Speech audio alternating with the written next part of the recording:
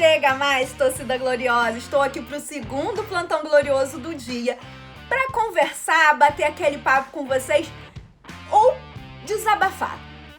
A palavra de hoje é desabafar. Hoje eu quero contar para vocês toda a minha indignação com tudo que está acontecendo no Campeonato Carioca, porque dá para perceber que a Ferg está empenhada em tornar esse campeonato o pior da história.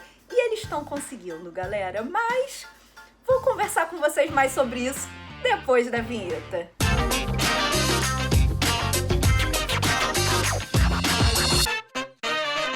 Meus amigos, interrompendo aqui o plantão da Thaís Coutinho, quase sempre, né, Thaís? Peço perdão, mas trazendo informação de última hora. A informação chega através do jornalista Sérgio Santana, jornal O Lance, de que John Textor e os seus representantes, no momento, estão travando a negociação entre Botafogo e Elkeson. E os motivos são muito claros, e na verdade era um receio também daqueles que eram contra essa vinda do Elkeson. O receio do John Textor e da sua equipe em relação ao baixo custo-benefício depois de uma análise bastante profícua. O que está acontecendo? O Eduardo Freeland, no momento, é o grande entusiasta da vinda do Elkeson. Quem fez com que os números de salário, enfim, os valores, né, chegassem muito próximos daquilo que o jogador está pedindo, foi o Eduardo Freeland. Então ele que está encabeçando esse processo de repatriar o atacante hoje chinês, né, o Aikesen, para o Botafogo.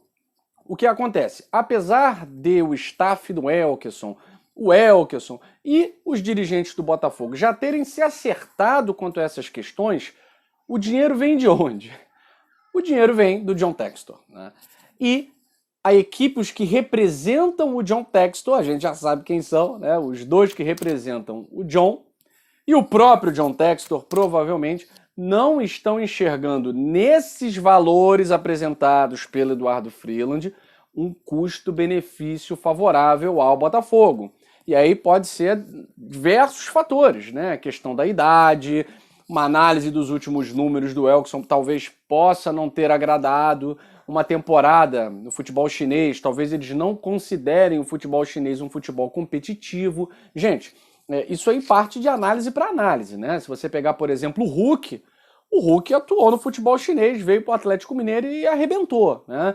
O Gabriel Pires joga do futebol do Catar e pode vir ao Botafogo, pode arrebentar, tá jogando muito lá. A grande questão aí, gente, ao meu ver, está muito claro na matéria de Sérgio Santana, é que os valores não estão adequados àquilo que o John Textor e a sua equipe acham que o Botafogo tem que ofertar. Talvez o Elkeson esteja pedindo muito, e os seus empresários, né? Talvez pedindo muito numa farpela aqui, luvas, enfim, apesar de o Eduardo Freeland ter chegado numa quantia em valores X, está havendo essa discordância interna quanto ao custo-benefício da vinda do Elkeson e os valores que o Botafogo vai aplicar nesse negócio. Tempo de contrato, ainda não se deixou vazar, né, o tempo de contrato, até porque não se oficializou nada.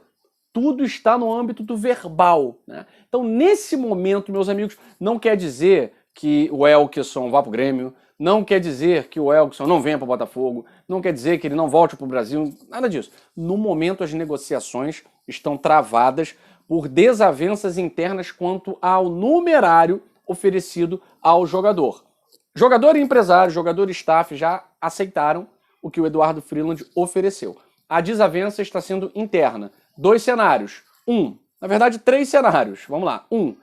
O pessoal do John Textor é convencido pelo Eduardo Freeland. O Eduardo Freeland consegue, através da oratória, da sua capacidade de argumentação, convencer os representantes do Textor a abraçarem a ideia da volta do Elkeson. 2, o Eduardo Freeland convence o staff do Elkeson a abaixar alguma pedida. 3, o Elkeson não vem. E aí, os olheiros, a equipe de headscout, né, do Crystal Palace que está trabalhando no Botafogo, vai certamente apresentar um outro nome, tá certo? Bom, voltando aí para Thaís Coutinho, Thaís, te devolvendo esse plantão, Só um recado para a torcida do Botafogo. Lembrem-se, gente, o mercado é global. Tem muito jogador, tem muito atacante no mercado.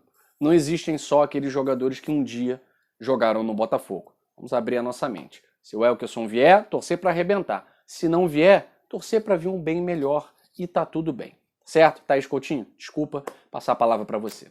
Galera, primeiro eu quero agradecer a vocês. Nós somos mais de 46 mil inscritos aqui no Gigante Glorioso. A meta é chegar a 50 mil ainda em fevereiro. Então, se você está assistindo e não é inscrito, se inscreva agora. E para os que já são inscritos, o recadinho de sempre, né? Deixa o like, continua compartilhando com os amigos e deixa o comentário aí com a opinião de vocês no final do vídeo. Agora vamos ao que interessa. Como a maioria de vocês já sabe, a Ferg fechou o contrato com uma empresa para transmitir o Campeonato Carioca, a Sportsville. E é como se fosse um pay-per-view do Campeonato Carioca, né? Torcedores que se interessaram, acredito que foram muitos, estão pagando para ter esse serviço. E o que acontece é que o serviço não está acontecendo. Simplesmente isso.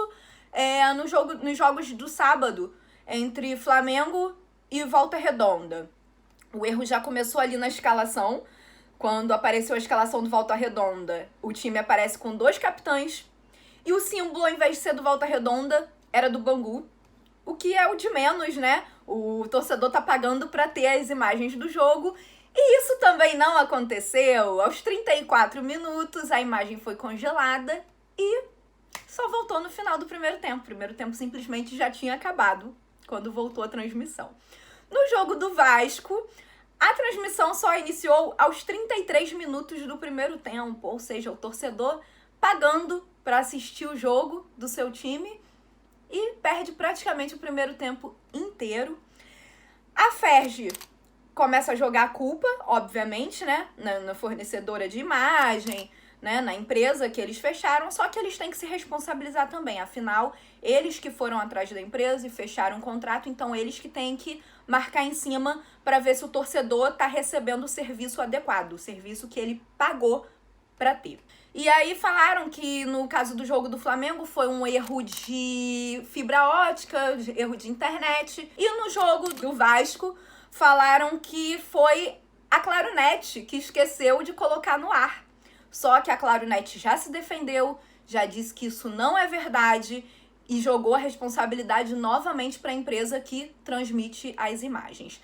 O torcedor quer saber de quem é a culpa? Não, o torcedor não quer. O torcedor quer saber de ter corretamente o serviço pelo qual ele está pagando. Então, o primeiro ponto já começa aí. O segundo ponto que eu tô muito indignada é a questão dos horários. Gente, eu vou ser muito sincera com vocês, eu não pesquisei sobre os horários dos jogos dos outros grandes clubes do Rio, até porque, sinceramente, não me interessa. Eu só sei dos jogos do Botafogo. E, gente, horários surreais. Próximo jogo do Botafogo contra o Madureira, numa quinta-feira, 18 horas. O horário que as pessoas estão saindo do trabalho, em sua maioria, né? Saem aí às 17, às 18 horas. Horário de rush no Rio de Janeiro. Simplesmente um jogo numa quinta-feira às 18 horas. Não poderia ser mais aleatório, né? Fora que é prejuízo certo. Porque o jogo de ontem, um domingo, 4 da tarde, o Botafogo já teve um grande prejuízo. Não vou culpar a torcida, porque se parar para olhar a média de todos os grandes clubes nesse início de campeonato carioca, tá igual. Bateu igual ali. Média de 2.800, 3.000 e pouco. Todos os 4 grandes estão mantendo essa média. Por quê? Além dos horários péssimos, o preço, né, gente? Tá complicado você pagar R$60 para assistir um campeonato que, na minha opinião, já estava ruim há um tempo e esse ano tá conseguindo ser o pior da história com relação a tudo. Então fica realmente complicado. E um jogo numa quinta-feira às 18 horas é a cara do prejuízo, vamos combinar, né? No mais é isso, galera. Eu espero realmente que melhore, porque o torcedor, principalmente o torcedor que tá pagando para ter o serviço, ele merece ser bem tratado. Eu tive aqui que mencionar, né, o jogo dos nossos adversários, mas quando se trata desse tipo de assunto, eu acho que é um bem comum para todos, né? Tem gente que, por exemplo, torce pro Botafogo e gosta de assistir jogos do Vasco, jogos do Flamengo, do Fluminense. Então, se o torcedor ele tá pagando, independente do time dele, ele tem o direito de ter um serviço adequado. Isso é um absurdo.